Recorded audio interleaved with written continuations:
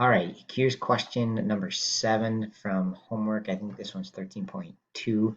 And convert radians to degrees. So the trick here is to remember that 180 degrees is equivalent to pi radians, right? About 3 radians, right? So 1 radian is about 60 degrees, but the better, more precise one is to say 180 degrees is pi radians.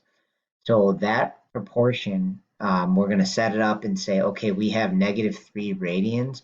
We want to know how many degrees that is.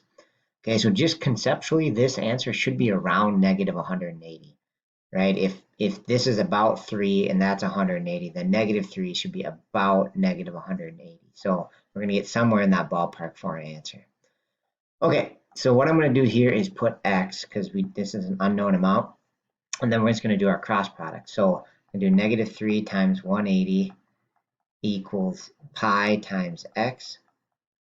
All right, and then multiply those together, that's -540.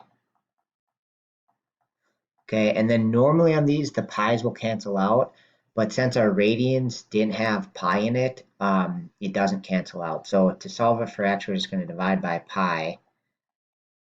All right, and it says round it to the nearest degree. So our answer is just going to be -540 divided by pi. And I don't have a calculator with me here, but I can do -540 divided by, I wonder if I can just do pi like that. There we go. So it's to the nearest degree, it would be -172.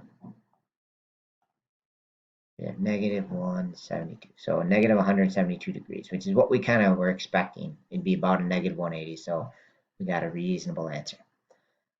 Okay, so in degrees, -3 radians is -172 degrees.